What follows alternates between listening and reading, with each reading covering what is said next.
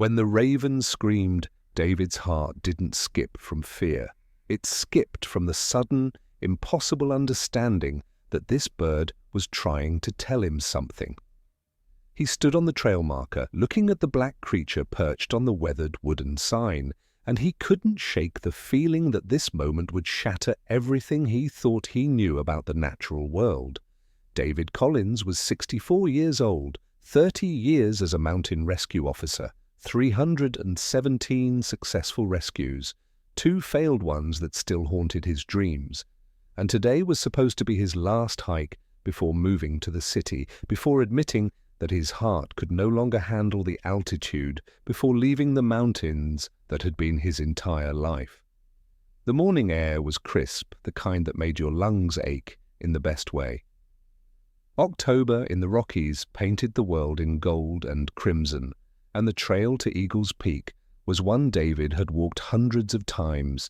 He knew every rock, every turn, every place where the path narrowed dangerously. He had pulled climbers from crevasses here, wrapped broken ankles, talked down panic attacks at 2,000 meters. This mountain was his territory, but the raven on the sign was new. David had seen countless ravens on these trails. They were scavengers, opportunists, smart enough to follow hikers, hoping for dropped food. But this one was different. It sat perfectly still, not rustling its feathers, not cocking its head in that curious way ravens do. It simply stared at him, directly at him, as if it had been waiting. "Morning," David said. It was an old habit from his rescue days. Talk to everything, talk to the mountain, talk to the silence. It kept you sane during long searches. It reminded you that you weren't alone, even when you were. The raven cawed, once, sharp and deliberate. David smiled and continued up the trail. Behind him, he heard the heavy flap of wings. The bird was following. For the first hour, David barely noticed. Ravens did this sometimes, but then he became aware of a pattern. Every time he passed a landmark, the twisted pine, the boulder shaped like a sleeping bear, the creek crossing, the raven would fly ahead and wait. Not just flying randomly, flying with purpose, landing on specific spots and watching David approach. At the creek crossing, David stopped to refill his water bottle. The raven landed on a rock 3 meters away. It was a large bird, even for a raven. Its black feathers had an oil-slick sheen in the sunlight, iridescent purples and blues shifting across its wings. But it was the eyes that held David's attention. Not the vacant stare of a wild animal, but something sharper. Something that felt uncomfortably like recognition. "You looking for food?" David unwrapped his sandwich, broke off a piece of crust, and tossed it toward the raven. The bird didn't move, didn't even glance at the bread. David felt the first whisper of unease. Ravens never refused food. Never. He continued hiking. The trail climbed steeper now, winding through a section of loose scree where you had to watch every step. The raven stayed close, sometimes ahead, sometimes circling overhead. Its shadow passed over David repeatedly, a dark cross sliding across the rocky ground. At 2 hours into the hike, David heard it, faint, distant, almost lost in the wind. A whimper. He stopped, held his breath, listened there, again. Not human. Animal. The raven, which had been flying ahead, suddenly wheeled back. It landed on a boulder to David's right and began to caw. Not the casual caw of a bird going about its day. Urgent, insistent, the kind of sound that made your instincts flare. David moved toward the sound, off the trail now, picking his way carefully over rocks and scrub. The raven flew alongside him, landing every few meters, cawing, waiting, flying again, leading him. And then David saw it, a crevasse, maybe 4 meters deep, hidden behind an outcrop of rock that made it nearly invisible from the trail. And at the bottom, lying on a narrow ledge of stone, was a dog, a border collie, black and white. Its left hind leg bent at an unnatural angle. It looked up at David with eyes that held both hope and resignation. David's throat tightened. How long had this animal been here? A day? 2? How had it survived? The raven landed on the edge of the crevasse. It cawed once more, then fell silent, watching, waiting. David knelt at the edge, assessing. The dog was alive but weak. The ledge was narrow but stable. He'd done harder rescues. He had rope. He had experience. He could do this. But as he began to uncoil the rope from his pack, something caught his eye, something that made his hands stop moving, something that made the world tilt slightly. At the bottom of the crevasse, arranged in a careful line near the dog's head, were 3 dead mice. Not scattered, not random, placed deliberately. David looked up at the raven. The bird tilted its head, and in that gesture, David saw something that shouldn't exist: intent, purpose, compassion. His heart hammered in his chest, not from exertion, from awe.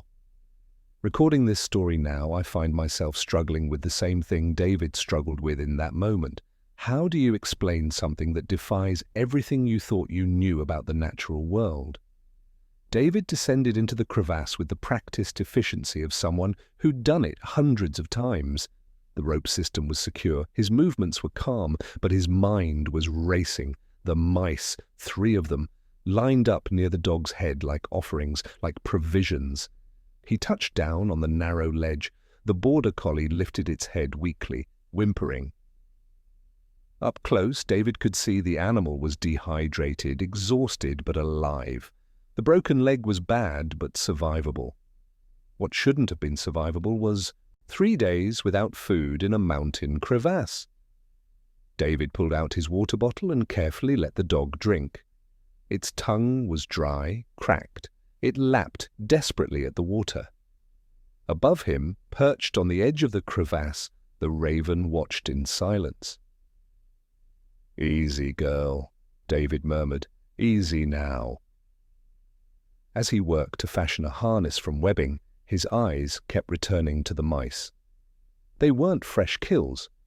They'd been dead for different lengths of time. One was stiff and dried, another more recent, the third probably from yesterday.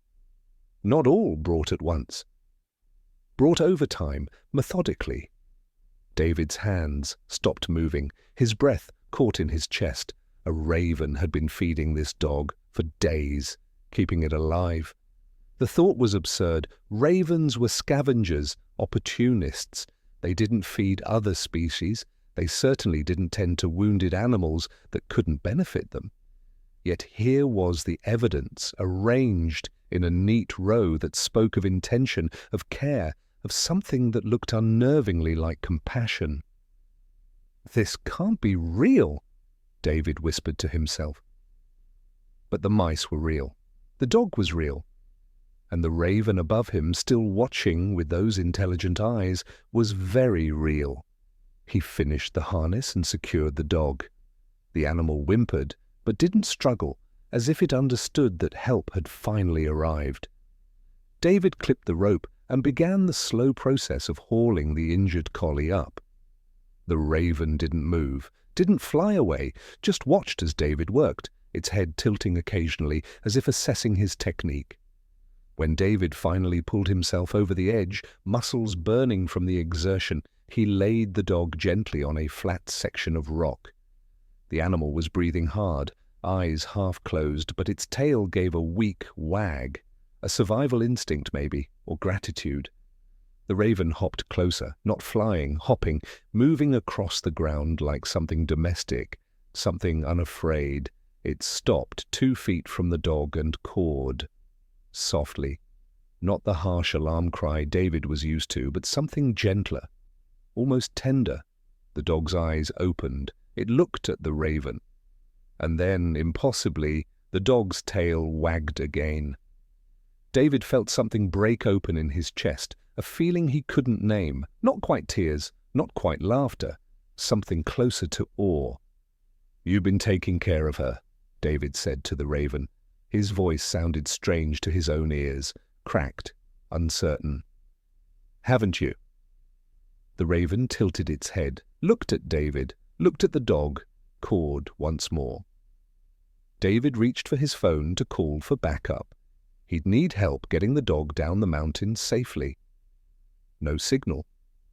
Of course, he was still too high up. He'd have to carry the dog at least another mile before he could make the call. He looked at the border collie, at its broken leg, its weakened state. 30 pounds, maybe 35. Manageable. He'd carried heavier loads on rescue missions, but this was different. This wasn't a rescue mission, this was something else entirely. This was him completing what the Raven had started. David fashioned a better carrying harness, one that would distribute the dog's weight across his shoulders and chest. As he worked, the Raven moved to a nearby rock and settled there, watching, waiting. "You're coming with us, aren't you?" David said. The Raven blinked. Once. Slowly. And David understood with a clarity that felt almost mystical that this bird had been waiting for him. Specifically him. That it had heard the dog fall days ago, had tried to keep it alive, and had been searching for someone, anyone who could help. That it had found him on the trail this morning and led him here deliberately. That everything about this encounter was impossible, and yet it was happening. David lifted the dog carefully onto his back. The animal whimpered but settled against him, trusting.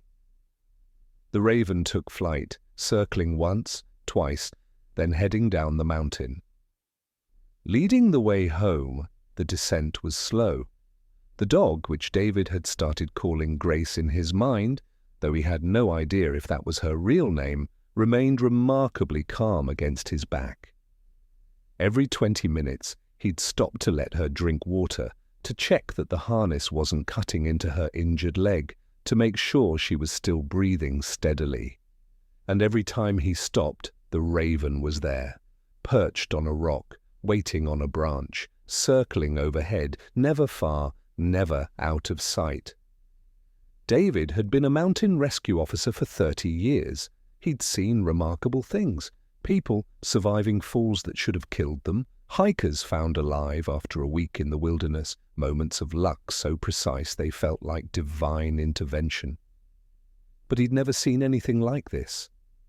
A wild bird deliberately leading a human to a wounded animal, staying with them, guiding them down. At one point, David took a wrong turn, not a dangerous one, just a slightly longer route that would add 15 minutes to the descent. The moment he stepped onto that path, the Raven began to scream. Not caw, scream. A sound so harsh and urgent that David's instincts kicked in before his conscious mind caught up. He stopped, turned around, looked at the bird. The Raven flew back to the main trail and landed there, head cocked, watching him. "You want me to go this way?" David's voice sounded absurd in the mountain silence, talking to a bird, asking it for directions. The Raven blinked. Once, David changed course, followed the main trail. The Raven fell silent and flew ahead. 20 minutes later, David understood why. The alternate path he'd started down had been blocked by a fallen tree. He could see it from where he now stood. He would have had to backtrack anyway, wasting time and energy, time that Grace, injured and dehydrated, didn't have to spare. The Raven had known. Somehow, impossibly, it had known. David's hands started to shake. He had to stop again, not for Grace, but for himself. He sat down on a flat boulder and just breathed. The dog shifted on his back, whimpering softly. He reached back and gently scratched behind her ears. "It's okay, girl. We're going to make it. We're going to get you home." The Raven landed 3 feet away, closer than it had ever been. David looked at it, really looked, at the intelligence in those black eyes, at the way it held itself, not with the wariness of a wild creature, but with something that looked almost like patience, like trust. "Thank you," David whispered. His voice cracked. "I don't know if you understand me. I don't know what you are or why you're doing this, but thank you." The raven tilted its head, made a soft sound, not a caw, but something quieter, almost a coo, and then it flew to Grace, landed right on the boulder next to David's shoulder where the dog's head rested. For a moment, just one impossible, heart-stopping moment, the raven gently touched its beak to the dog's forehead. Grace's tail wagged weakly. David couldn't breathe, couldn't think, could only watch as these two animals, predator and prey, wild and domestic, bird and mammal, shared something that looked unbearably like affection. When the raven flew away again, taking up its position ahead on the trail, David had to wipe his eyes. He told himself it was sweat. He told himself it was the altitude. He told himself anything except the truth, that he was crying, that he was witnessing something sacred. The rest of the descent passed in a blur. David's phone finally caught signal at the 2-mile marker. He called Pete Martinez, his old rescue partner, who said he'd meet them at the trailhead with his truck and a crate for the dog. "You sound weird, man," Pete had said. "You okay?" "Yeah," David had replied, watching the raven circle overhead. "Yeah, I'll tell you when I see you." As they approached the parking area, David felt a strange sense of grief. This impossible experience was ending. Soon he'd hand Grace over to a vet. Soon he'd drive home. Soon this would become just a story he told, one that people would smile at politely while thinking he'd exaggerated or misunderstood. The raven seemed to sense it too. Its circles grew wider, its calls more distant. And David understood. This was goodbye. Pete was waiting at the trailhead with his truck, just as he'd promised. When he saw David coming down with a dog strapped to his back, his eyebrows shot up. "What the hell happened to you?" Pete jogged over, already reaching for the harness to help ease Grace down. "Found her in a crevasse, broken leg, 3 days trapped, by the looks of it," David said, his voice hoarse from the descent. Pete was already examining the dog with practiced hands. He'd been on enough rescue missions to know basic veterinary triage. "She's dehydrated but stable. How do you even find her? That trail doesn't go near any major crevasses." David opened his mouth, closed it. How could he possibly explain? "I heard her whimpering," he said finally. "It wasn't a lie, just not the whole truth." They loaded Grace into the crate in Pete's truck bed, padding it with blankets. The dog settled with a sigh, finally able to rest, without the weight of her own body pressing on the broken leg. David gave her the last of his water, and she drank weakly. "I'll take her straight to Dr. Ramirez's clinic," Pete said. "You coming with?" David glanced at the sky. The raven was nowhere to be seen, just empty blue stretching over the peaks, broken by the occasional wisp of cloud. "Yeah," he said quietly. "Yeah, I'm coming." At the veterinary clinic, Dr. Maria Ramirez took one look at Grace and whistled low. "Border collie, female, 3, maybe 4 years old. No microchip, I already checked. Where'd you find her?" "Crevasse off Eagle's Peak Trail," David said. He was sitting in the waiting room, suddenly exhausted. The adrenaline that had carried him down the mountain was draining away, leaving him hollow. "She's lucky you found her. Another day and—" Maria didn't finish the sentence. She didn't have to. David nodded, stared at his hands. They were shaking slightly. Pete sat down next to him. "Are you okay, man? You've done harder rescues than this. Why do you look like you've seen a ghost?" David laughed. It came out bitter, strange. "A ghost? Yeah, maybe." "David." He took a breath, decided to tell someone, even if they didn't believe him. "There was a raven," David began. "It led me to her, deliberately. It had been feeding her. There were mice arranged near her head in the crevasse, dead mice, brought over days.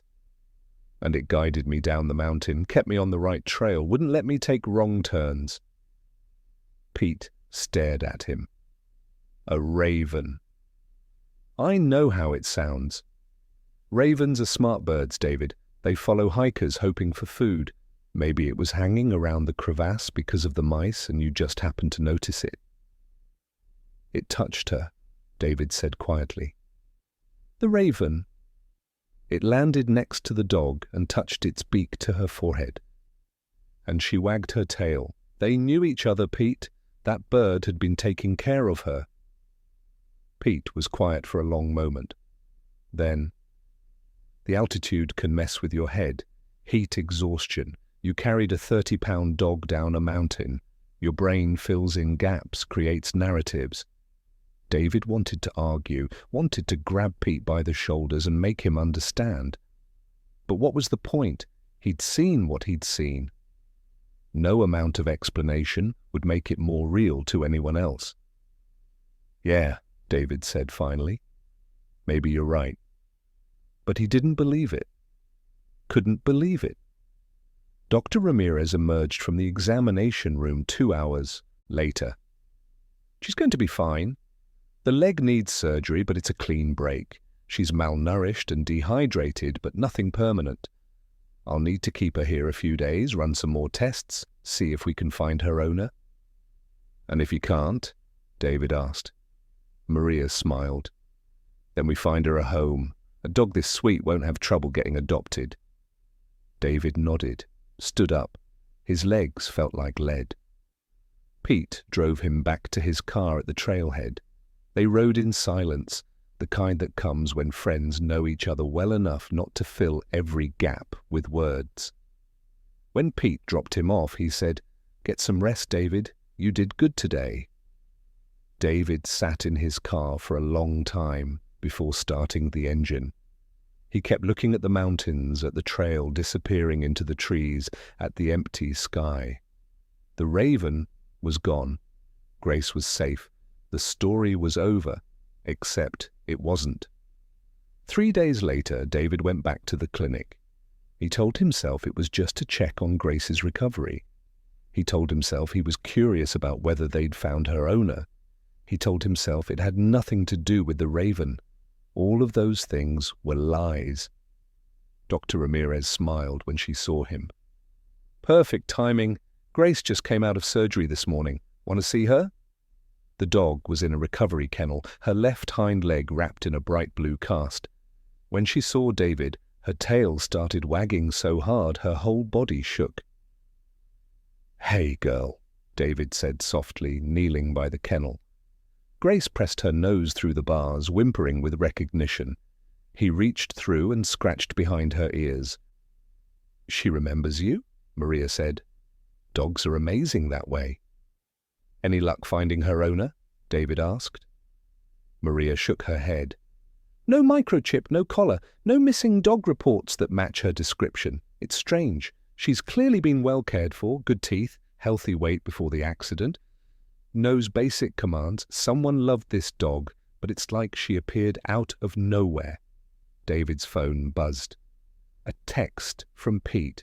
"You needed to see this. Come to Java Junction." 20 minutes later, David sat across from Pete in the coffee shop. His friend looked unsettled, which was unusual. Pete had spent 25 years in mountain rescue. Not much rattled him. "Okay," Pete said. "So I didn't believe you about the raven thing. Thought you were dehydrated, seeing patterns that weren't there." "And now?" David asked. Pete pulled out his phone, opened a video. "My neighbor, Karen Westfield, you know her, retired wildlife photographer. She hikes Eagles Peak almost every day. Yesterday, she sent me this."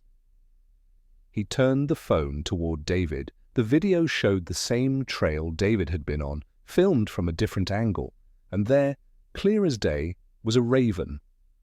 Flying to a large rock, sitting, cawing, flying ahead, sitting again, cawing. "She said the bird acted weird," Pete continued. Kept trying to lead her off the trail. She didn't follow it, didn't want to leave the marked path, but she filmed it because she'd never seen a raven behave like that. David's heart was pounding. When was this? 3 days before you found the dog. David, I think that bird was trying to get help. Multiple times, from different people, and you were the first one who followed it. The coffee in David's cup had gone cold. He couldn't look away from the video. The raven's behavior was identical to what he'd witnessed. Deliberate, purposeful, seeking. I talked to Maria this morning, Pete said quietly. Asked her about the condition Grace was in when you brought her in. She said 3 days was about the maximum the dog could have survived without intervention.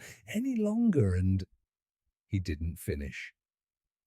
The raven knew, David whispered. The raven knew, Pete echoed. It knew the dog was dying.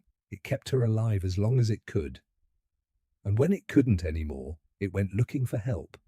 Not just waiting for someone to stumble by, actively searching, multiple attempts, until someone finally listened. David felt something crack open in his chest. That same feeling from the mountain, but stronger now. Overwhelming. I need to go back, he said. To the mountain? Pete asked. To the place where I found her. I need to...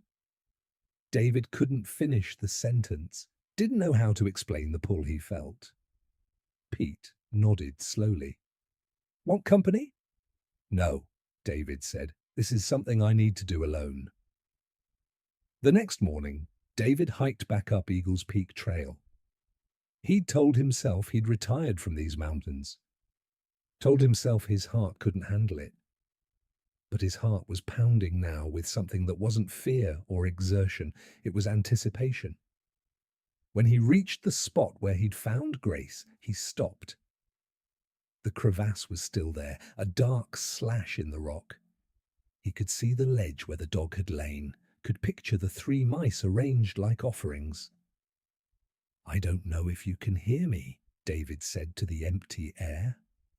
I don't know if you're even here, but I wanted to say thank you.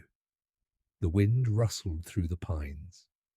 A hawk called somewhere overhead, and then from behind him a familiar sound, a caw, soft, deliberate. David turned slowly, his breath caught in his throat. The raven sat on a boulder 10 feet away, looking directly at him. It was the same bird. David knew it with a certainty that defied logic. The same size, the same way it held its head, the same intelligence in those black eyes. It's you, David whispered. The raven tilted its head, cawed again, and then it did something that made David's knees weak. It flew toward him. The raven didn't just fly toward David, it landed on his shoulder. The weight was slight, maybe 2 pounds, but the impact was seismic. David stood frozen, barely breathing, as the bird settled its talons gently against his jacket, not gripping hard enough to pierce the fabric, just enough to balance. It cawed once, softly, right next to his ear. Oh my God, David breathed. His voice shook, his whole body shook. The raven turned its head, looking at him with one dark eye. And in that moment, David understood something that would haunt him for the rest of his life. This bird recognized him. Not just as another human, not just as a potential food source, but as the specific person who had helped, who had listened, who had followed. Animals don't do this, David's rational mind insisted. Wild birds don't land on strangers, don't show affection, don't remember, but this one did. Slowly, carefully, David raised his hand. The raven watched, but didn't fly away. When David's fingers were 6 inches from the bird, he paused, giving it time to decide. The raven leaned forward and pressed the top of its head against David's knuckles. A sob broke from David's chest. He couldn't help it, couldn't control it. The gesture was so deliberate, so clearly an invitation for contact, that it shattered something inside him. He gently scratched the bird's head, feeling the softness of feathers beneath his fingers. The raven made a sound, not a caw, but something gentler, almost a purr. "You saved her," David whispered. "You kept her alive. You went looking for help. How? How did you know to do that?" The raven, of course, didn't answer, but it stayed on his shoulder for 3 more minutes, letting David touch it, make those small sounds of wonder and grief and awe. And then, as suddenly as it had landed, the bird took flight. It circled David once, twice, 3 times, each pass lower than the last, as if memorizing him all over again. On the 3rd pass, it dropped something. David caught it instinctively, a black feather, long and iridescent in the morning light. The raven cawed once more, loud and clear, then flew toward the peaks and disappeared into the vast blue sky. David stood there for 20 minutes, holding the feather, unable to move, unable to process what had just happened. When he finally made his way down the mountain, he felt different, lighter, as if some weight he'd been carrying for 30 years had finally lifted. At the trailhead, he called Dr. Ramirez. "How much would it cost to adopt Grace?" he asked. There was a pause. "David, are you sure? You said you were moving to the city, that your heart—" "I'm not moving," David interrupted. His voice was steady, certain. "I'm staying. How much?" "The surgery, medication, recovery care." "About $800, Maria said. "I'll be there in an hour." When David walked into the clinic, Maria was already preparing the paperwork. Grace was in her kennel, and when she saw him, she started that full-body wag again. "She's been waiting for you," Maria said softly. "I think she knew you'd come back." David knelt by the kennel and opened the door. Grace hobbled out on 3 legs, her casted leg held carefully off the ground, and pressed her head against his chest. "I know, girl," David murmured. "I know, we're going home." "She'll need physical therapy as she heals," Maria explained, running through the post-op instructions. "No stairs for 6 weeks, short walks only. Keep the cast dry." "I understand," David said. He wasn't really listening. He was looking at Grace, and Grace was looking at him. And between them was an understanding that didn't need words. In his pocket, wrapped carefully in tissue paper, was the raven's feather. 2 gifts from the mountain, one that barked, one that flew, both impossible, both real. That night, David sat on his porch with Grace sleeping at his feet, her head resting on his boot. The mountains rose black against the star-filled sky. Somewhere up there, in the vastness of rock and pine and wind, a raven was sleeping too. Or maybe it was awake, looking down at the scattered lights of the valley, remembering the day it saved a dog and found a human willing to help. David pulled out his phone and texted Pete. "I adopted her." Pete's response came immediately. "The dog or the bird?" David smiled. "Yes." The weeks that followed were ordinary in the way that miracles become ordinary when you live with them every day. Grace healed. The cast came off after 6 weeks, and Dr. Ramirez declared the surgery a complete success. The dog learned to navigate David's small cabin with its narrow doorways and creaky floors. She learned that the old leather chair by the fireplace was hers, that breakfast happened at 7, that David's work boots meant a walk was coming. She also learned to watch the sky. David noticed it first on a Tuesday morning. He was making coffee when Grace suddenly lifted her head, ears perked, staring out the window. A moment later he heard it, a caw, from somewhere in the pines behind the cabin. Grace's tail wagged, slowly, deliberately. David opened the back door. The raven was there, perched on the split rail fence that marked the edge of his property. When it saw David, it cawed again. Grace limped to the door. She still favored the healed leg slightly. and made a sound David had never heard from her before. Not a bark, not a whine, something softer, almost a greeting. The raven flew down to the porch railing, 3 feet away from them, close enough that David could see the individual feathers, the bright intelligence in its eyes. "You came to check on her," David said. It wasn't a question. The raven tilted its head, looked at Grace, looked back at David. Cawed once. Grace took a step forward. The raven didn't retreat. For a long moment, woman and bird regarded each other, and David felt like he was witnessing something sacred, a reunion between rescuer and rescued. Then the raven took flight, circled the cabin once, and disappeared into the forest. It happened again 3 days later, and then a week after that. And then it became a pattern. Every few days the raven would appear, Grace would greet it, and the bird would stay for a few minutes before leaving.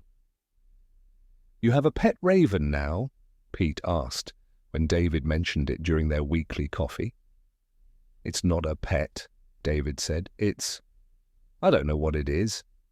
"A friend?" Pete suggested, only half joking. David thought about that. A friend, was that what this was? Could you be friends with a wild bird? The question felt absurd, and yet entirely accurate. "Maybe," David said finally. In November, David started hiking again. Short trails at first. His doctor had cleared him for moderate exercise as long as he monitored his heart rate. Grace came with him, her leg now fully healed, her joy at being back in the mountains palpable. And on their 3rd hike, the raven appeared. It flew alongside them for 20 minutes, landing on rocks and branches, cawing occasionally as if to say, "This way. Stay on this trail. Watch your step here." Grace seemed unsurprised. She'd look up at the bird, wag her tail, and keep walking. David, though, felt that same awe wash over him again. The raven wasn't just visiting them at the cabin, it was joining their hikes, staying close, watching over them. On a cold December morning, David returned to Eagle's Peak, the place where everything had started. Grace bounded ahead on the trail, fully recovered now, strong and healthy, and David followed at his own pace. When they reached the crevasse, David stopped. He'd brought something with him, a small wooden marker that he'd carved himself over the past week. It read simply, "Here, compassion wore black feathers." He placed it on the boulder near the edge, securing it with rocks so the wind wouldn't take it. A shadow passed overhead. David looked up. The raven circled once, twice, then landed on the marker. It looked at the carved words. David knew it couldn't read them, but the gesture felt important anyway. And then it looked at him. "Thank you," David said. He'd said it before, but it felt necessary to say again. "For everything you did. For not giving up on her." The raven made that soft sound again. The one that wasn't quite a caw. Then it flew to Grace, landed on the ground beside her, and the two of them sat together for a moment that David wished he could photograph but knew would never translate to film. Some moments exist outside of proof, outside of documentation. They live only in memory and in the changed hearts of those who witness them. When they descended the mountain that day, David realized something. He'd come back to say goodbye to these peaks, to make peace with leaving them. Instead, he'd found a reason to stay, or rather, a raven had given him one. January brought a storm that closed the mountain roads for 3 days. David sat by the fire with Grace curled at his feet, watching snow pile against the windows in drifts that reached halfway up the glass. On the 4th day, when the roads finally cleared, David drove to Pete's house. His friend answered the door, looking exhausted. "You okay?" David asked. "Lost 2 hikers up on Eagle's Peak," Pete said. "They went up before the storm hit. We've had teams searching for 3 days. Nothing. David's chest tightened. When was the last contact? Day before the storm. They checked in from the summit, said they were heading down, never made it to the trailhead. David knew that mountain. Knew every place where the trail became treacherous, every spot where someone could get turned around or injured. In a whiteout, even experienced hikers could walk right off the path. I'm coming with you, David said. Pete started to argue David's heart, his retirement, but stopped when he saw his friend's expression. Okay, Pete said, okay. The search team assembled at first light. 15 people, including David. They divided into groups, each taking a section of the mountain. David's group got the northwest quadrant, the area with the steepest terrain and the highest risk of avalanche. Grace came too. She wasn't a trained search dog, but David couldn't leave her home. Something told him she needed to be there. They hiked for 3 hours, calling names, looking for any sign of the missing hikers. The snow was deep, the cold brutal. David's breath came hard, his heart pounding in a way that made him nervous. And then he heard it, faint, distant, a caw. David stopped. Grace's ears perked up. The caw came again, insistent, urgent. Did you hear that? David asked the 2 other searchers in his group. They looked at him blankly. Hear what? The raven appeared overhead, circling, calling. David's heart, his weak, retirement-forcing heart, began to hammer. I need to check something, he said. Off trail, due west. David, we're supposed to stay in our quadrant, one of the searchers said. I know, but I need to check. Call it instinct. He didn't wait for permission. He followed the raven. Grace bounded ahead through the snow, and David fought to keep up. His radio crackled with confused voices asking where he was going, but he ignored them. The raven flew from tree to tree, always staying visible, always moving in the same direction, west, into terrain that the search grid hadn't covered yet, into an area that shouldn't have had hikers because it was off the main trail. But storms disorient people, make them take wrong turns, lead them into places they never intended to go. The raven's cries grew more urgent. Grace barked, once sharp and clear. And then David saw them. 2 figures huddled against a rock face, partially buried in snow. One of them was moving weakly. The other wasn't moving at all. I found them, David screamed into his radio. Northwest section, half a mile off trail, coordinates. He rattled off the numbers from his GPS, his hands shaking. He ran to the hikers, a man and a woman, both in their 30s. The man was semi-conscious, his lips blue with cold. The woman was worse, not responding at all. David's rescue training kicked in. He checked pulses, both alive, barely, and began the process of warming them, protecting them from further exposure, keeping them stable until the team arrived. The raven landed on a branch overhead, watching, waiting. Grace pressed against David's side, sharing her warmth. How did you find us? The man whispered through cracked lips. How did you know? David looked up at the raven, at the bird that had saved Grace, the bird that had led him here, the bird that seemed to understand impossibly what rescue meant. Someone told me where to look, David said. The rescue team arrived 20 minutes later. The 2 hikers were airlifted to the hospital. Both survived, though the woman lost 3 toes to frostbite. But they survived. That night, Pete came to David's cabin. He didn't knock, just walked in and sat down in the chair across from David. Tell me the truth, Pete said. Oh, about the raven. So David did. All of it. The day with Grace, the visits to the cabin, the hike where the bird had appeared, and today how it had led him directly to the lost hikers in terrain that no one else was searching. Pete listened without interrupting. When David finished, his friend was quiet for a long time. "I looked up ravens," Pete said finally, "after you told me about Grace.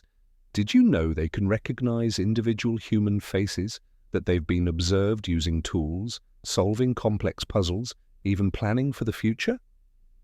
"I didn't," David said. "There's a researcher in Austria who says ravens have cognitive abilities parallel to great apes, that they show empathy across species, that they remember kindness and reciprocate it." Pete pulled out his phone and showed David an article. Scientific studies about corvid intelligence, ravens that helped researchers, ravens that formed bonds with humans who'd rescued them. "This shouldn't be possible," David whispered. "But it is," Pete said. "David, that bird has saved 3 lives. Grace. And those 2 hikers today, it's not coincidence. It's not your imagination, it's real." David felt tears prick his eyes. "Why me? Why did it choose me to help?" "Maybe because you were the first one who listened." Spring came to the mountains like a whisper, turning into a song. The snow melted, revealing trails that David had walked for 30 years, but now saw with different eyes. He was 65 now. His heart was stable. His doctor was amazed at how well he'd been doing. "Whatever you're doing," she'd said at his last checkup, "keep doing it." What he was doing was hiking. Every day with Grace, and most days with the raven. It had become known around town, David Collins and his raven.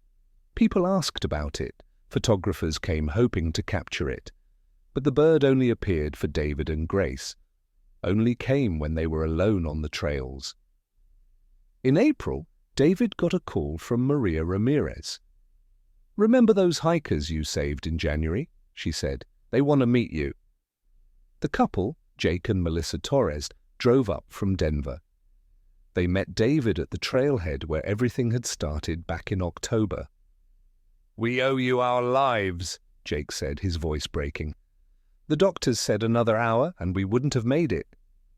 "I was just doing what any rescuer would do," David said. "But how did you find us?" Melissa asked. "We were so far off trail, no one should have known we were there." David hesitated. Then he told them about Grace, about the raven, about the impossible chain of events that connected them all. They listened without skepticism, without doubt. Because when you've been dying on a mountain and someone finds you against all odds, you believe in miracles. "Can we meet it?" Jake asked. "The raven?" "I don't know if it works that way," David said. "It comes when it wants to come."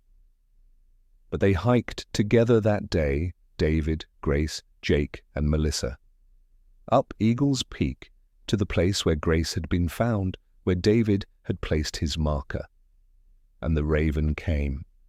It landed on the wooden marker, looked at the 4 humans and 1 dog gathered there, and cawed 3 times, clear, deliberate. Melissa started crying. Jake put his arm around her.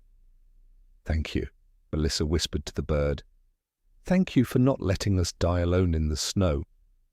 The raven tilted its head, made that soft sound, the one that wasn't quite a caw, the one that sounded almost gentle. Then it flew to Grace, touched its beak to her head, that same gesture David had seen before, and took flight. They watched it disappear into the vast blue sky.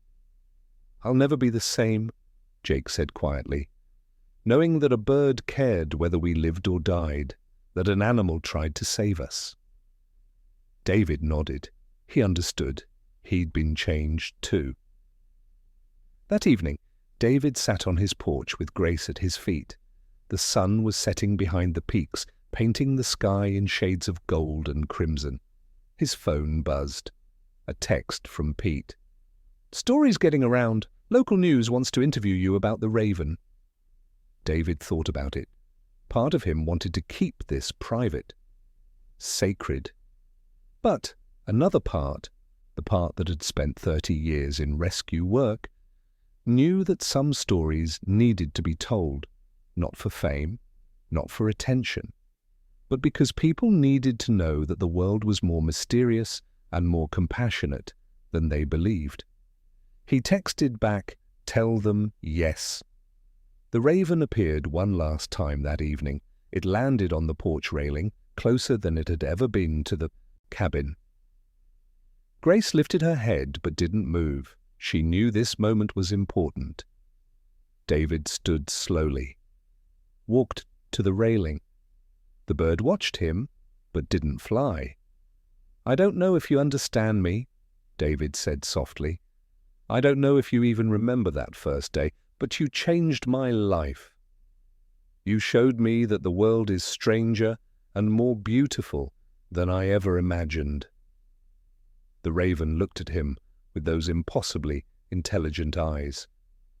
"I was going to leave these mountains, give up on everything I loved, but you reminded me why I became a rescuer in the first place. Not for the glory, not for the satisfaction, but because sometimes someone needs help, and if you have the ability to give it, you do, no matter what species you are." David reached out his hand, slowly, giving the bird time to decide. The raven leaned forward and pressed its head against David's palm.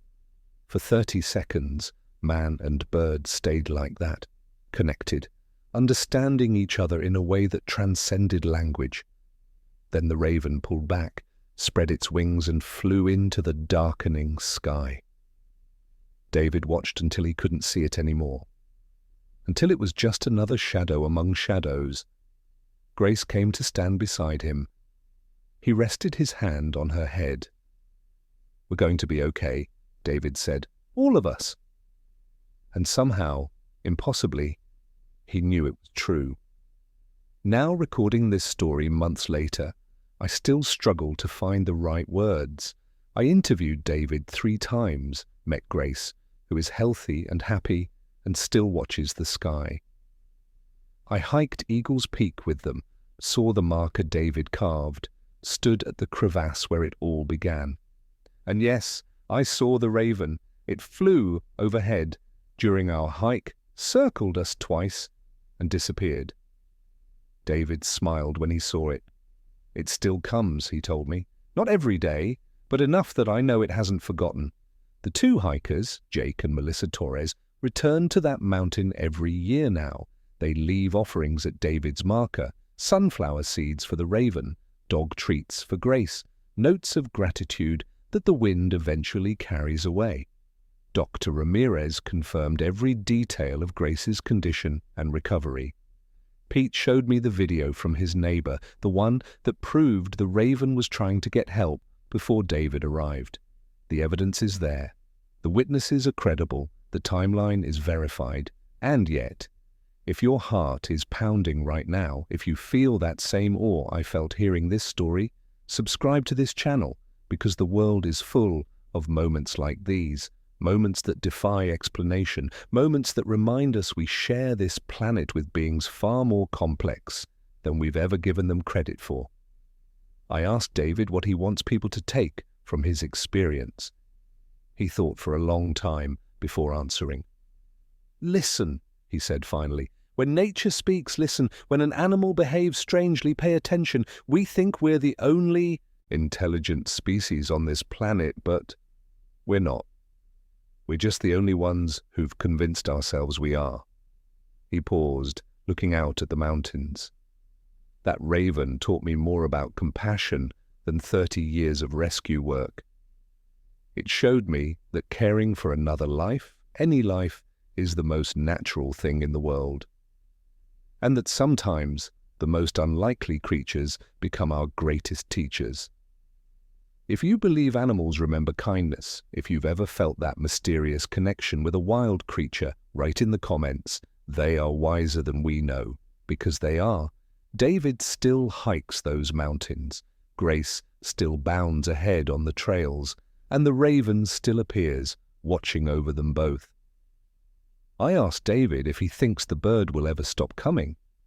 He smiled. "I don't know.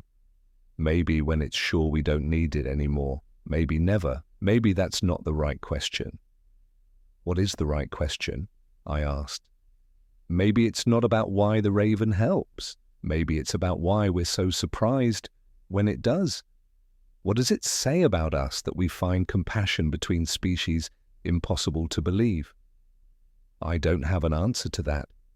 I'm not sure anyone does, but I know this. I stood on that mountain and watched a wild raven fly to a man who once followed it into the unknown. I watched it land near him without fear. I watched recognition pass between them.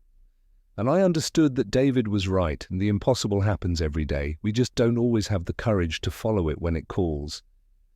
David followed, and it saved 3 lives. He still carries that black feather in his wallet, still visits that marker on the mountain, still looks up when he hears a caw, wondering if it's his raven.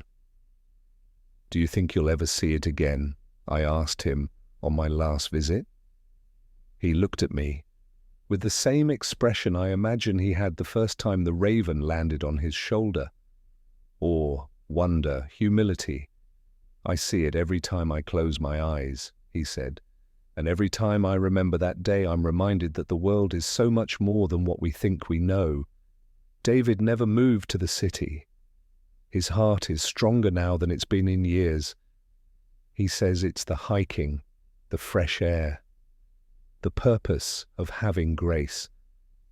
But I think it's something else. I think it's knowing that somewhere in those mountains a raven is watching, remembering, caring, and that sometimes the most profound connections we make aren't with our own species. They're with black feathers and dark eyes and a caw that means, "Follow me. Someone needs help." David followed, and nothing was ever the same.